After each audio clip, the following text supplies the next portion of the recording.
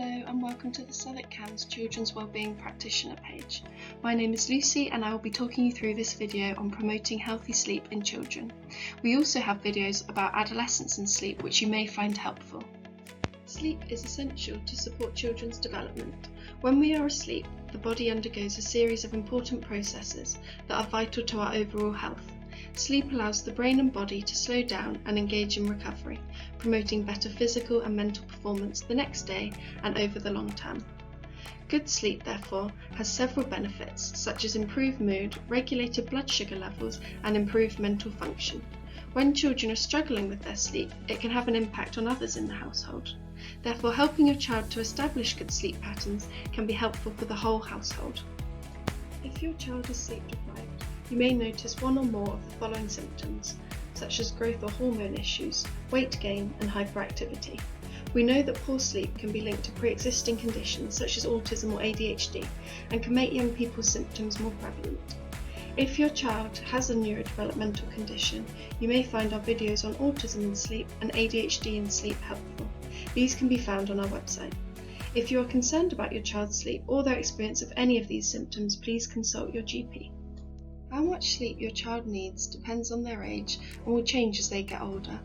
Each child is different, and some may need a little bit more or a little bit less than these figures. It's also important to remember that these figures act as a guideline and that you are the expert on your child. When we sleep in cycles. Each cycle is made up of 4 distinct stages that we will look at in a moment. We get our deep sleep towards the beginning of the night and our lighter sleep in the early hours of the morning. Each sleep cycle typically lasts around 90 minutes, at which point we come to a point of partial wakening. If everything in our environment is the same as when we fell asleep, then it is likely that we will continue sleeping. If anything has changed, that is when we wake up. This is why it is important that a child's sleep conditions and environment remain consistent throughout the night. We will cover some tips on how to create a good sleep environment later on in the video. As mentioned, there are different stages of sleep that it can be helpful to be aware of.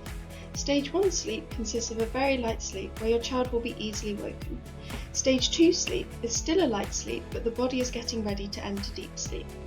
Stage 3 sleep is a very deep sleep, which is essential for repair to take place. It will be hard to wake your child when they are in this stage.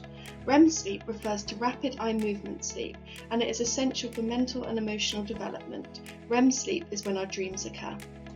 There may be certain things that are getting in the way of your child falling asleep and remaining asleep throughout the night. The biggest difficulty is often that children may struggle to self-settle to sleep at the start of the night. Some children may want a parent in bed with them.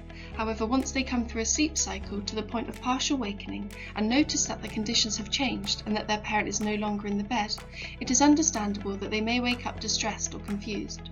Teaching children to soothe themselves to sleep can be done gently and gradually through a stepped approach. Changes in routine can also influence a child's sleep. Keeping a consistent bedtime routine wherever possible is a good idea in order to help your child to feel confident and secure around bedtime. Hunger or thirst can lead to your child struggling to get to or remain asleep. More tips on what foods and drinks to avoid at bedtime is covered later on in the video.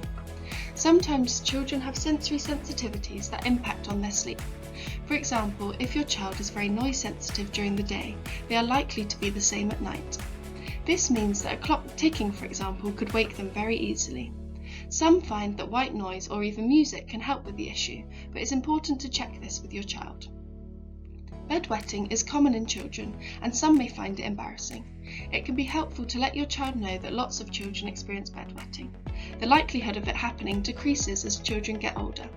Maintaining a consistent routine can be helpful.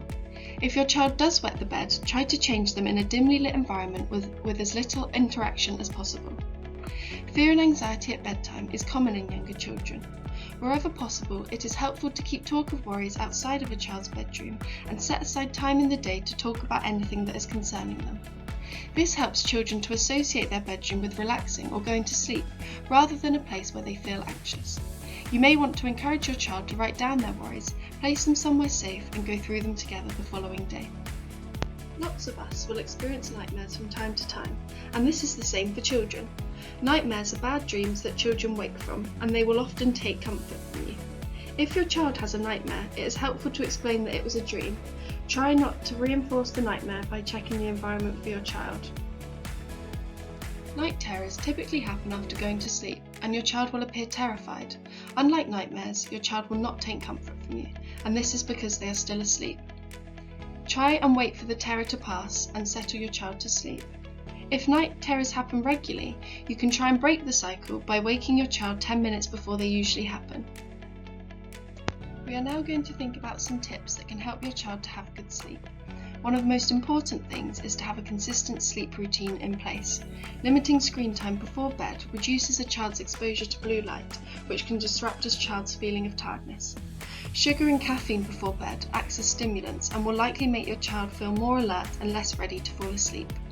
Certain foods contain a chemical that helps our bodies to produce melatonin, the hormone that promotes sleep. If your child needs a drink or snack before bed, foods such as bananas, nuts, oats, honey and some dairy products can be beneficial in helping to ensure your child feels sleepy. You can find more resources on this linked at the end of the video. It is a good idea to offer relaxing activities before bed, such as colouring or stretching. Getting ready for bed in the same order each day also helps a child's mind and body prepare for bedtime. Dimming the lights and spending some quality time together in bed may also help your child to feel relaxed and settled. Wherever possible, it is helpful to wake your child up at the same time each morning to help regulate their body clock. Lastly, we are going to talk through some tips on creating a good sleep environment. It can be helpful to implement these tips wherever possible, but it is important to remember that following all of these steps may not always be possible, and it is always a good idea to get your child involved when creating a comfortable sleep environment. You may want to have a look at the linked resources at the end of the video to find out more about the topics covered in the video. Thank you for listening.